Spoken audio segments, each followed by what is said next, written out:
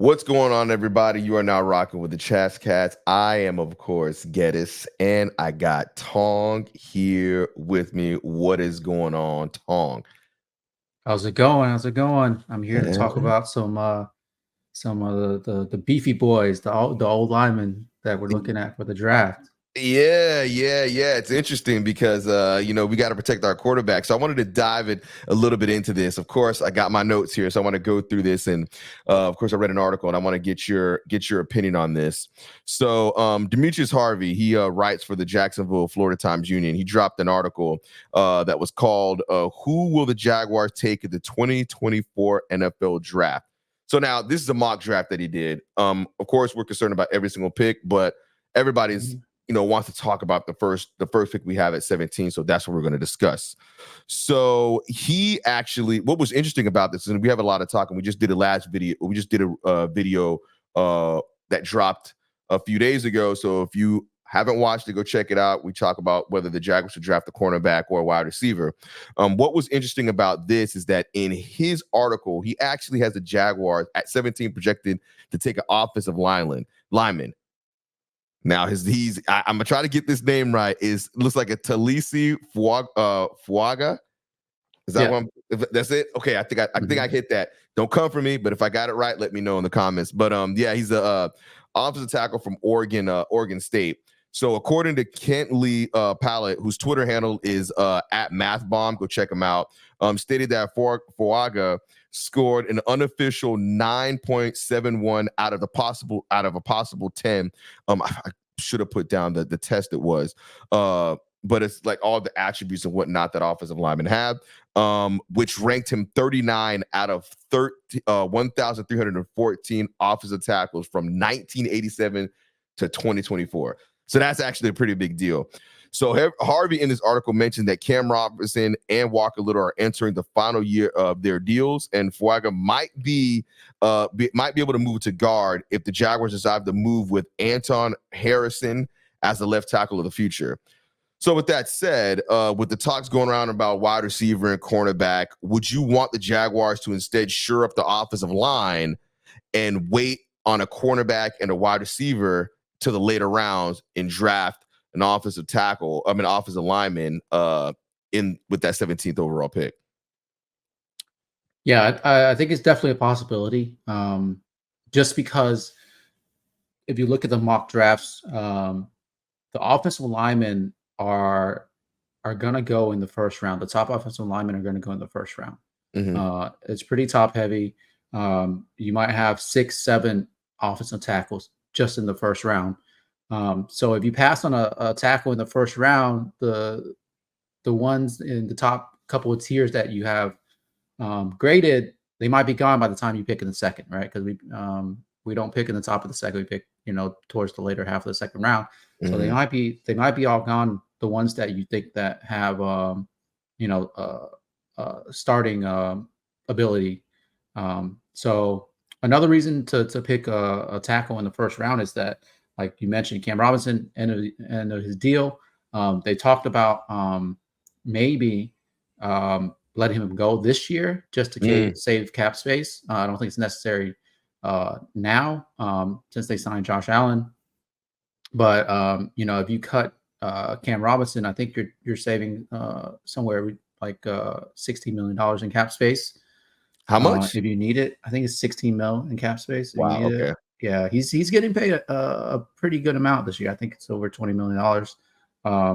So yeah, if they want to let him go, and pick a tackle for the future, there's definitely guys that I think, like you said, they have very high grades and could definitely just are plug and play guys that you can just draft and put them in there. But on the other hand, do you really want two really young guys protecting Trevor Lawrence, right? Right. With Harrison in his second year and a rookie coming in, that's it's tough. But offensive lineman is definitely a huge need for this team. Not only starting offensive lineman, but the depth in the offensive line is something that we really need to address in the draft in the later rounds. But again, like I said in the past video, I'll definitely go receiver before I go offensive lineman, just because I feel like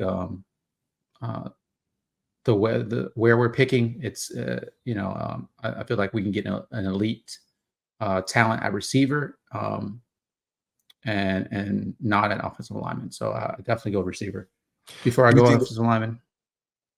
do you think there's value if drafting offensive lineman later, like they're talking about with wide receivers? They're saying, I think it was a Mel Kiper Jr. saying 27 receivers could potentially go in the first 3 rounds. I don't think as many offensive linemen are going to go.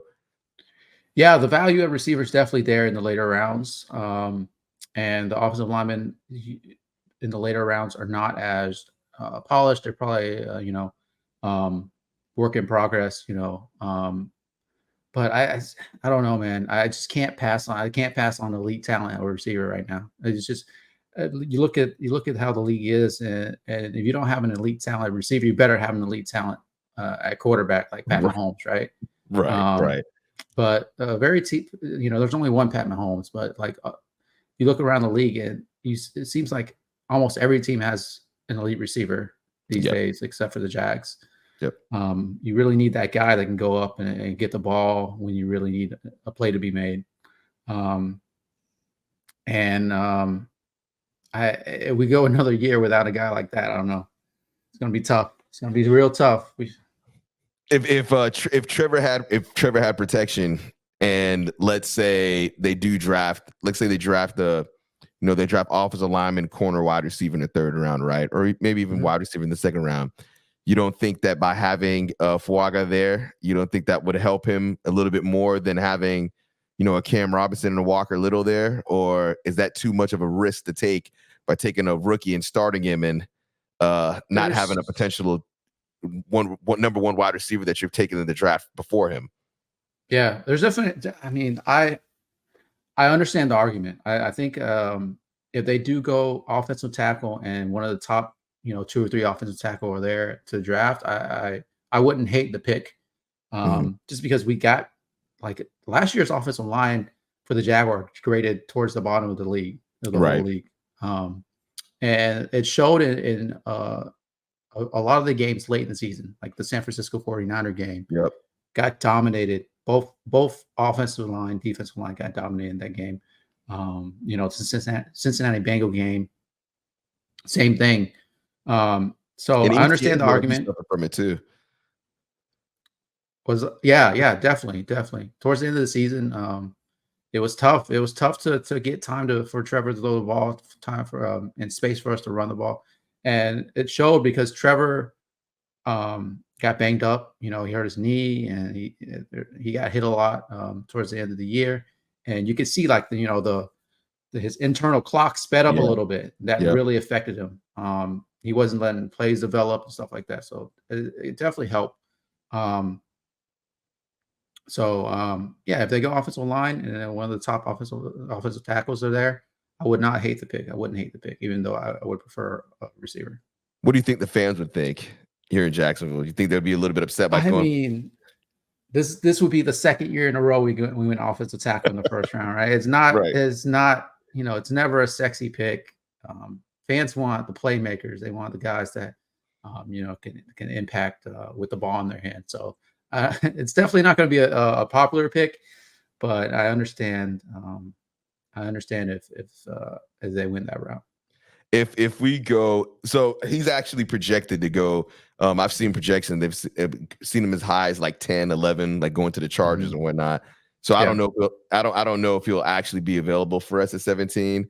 But I know if it was me, if we were to get a wide receiver, I'd be more excited. And of course, if wide receivers fell to us that were ranked up a little bit higher than where we'd be at 17, I'd be even more excited. But if we were to draft Fuaga, not saying that it was be a bad pick, but I'd have to talk my. That's one of those draft picks that you get drafted. You're like, man, come on, what up? What was this about? Then you go straight to YouTube. You look up the highlights and you talk yourself into it. And then I'd be like, okay, this is the right pick. So I don't know if I would actually take a lineman, and that's more emotion probably me talking because like you said, I'm a fan. I do want the flashy splash pick. So that's that's what I'm hoping for. But it's interesting to see somebody, you know, a writer here in Jacksonville that would take an offensive lineman again. And I think they're probably looking long term, thinking for Trevor's health and for him to adjust his internal clock some. You get an offensive line that actually protects him, and then everything else will kind of flow out. I just don't like the idea of going into the season, which we probably would still draft a wide receiver, but going into the season with Kirk Jones and Gabe Davis, like, you know how I felt about that Gabe Davis pickup. I was mad, but, you know, of course, Goodwin had to convince me. For those who don't know, Goodwin's my brother. He loves the Bills. Couldn't stand Gabe Davis, but he said Gabe Davis can block his ass off, so I'll take that.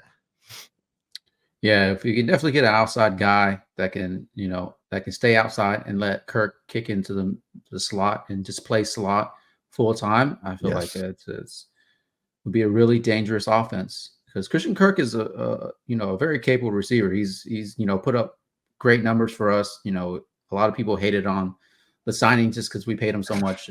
We overpaid, but I mean, it's paid him so much, but that contract wasn't a big deal.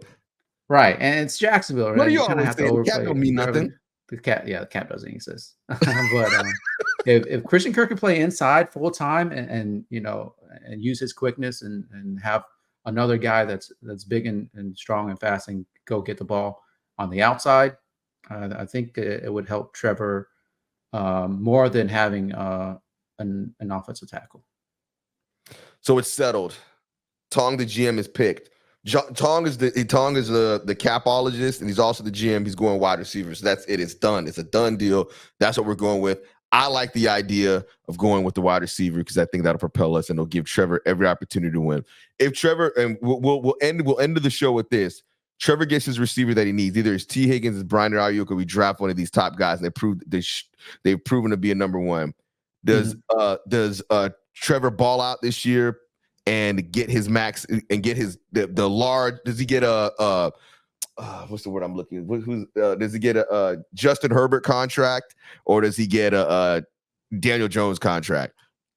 No, definitely. If Trevor stays healthy and we get him a number one receiver, I expect him to be a top 10 quarterback. I expect him to be one of the elite quarterbacks in this league.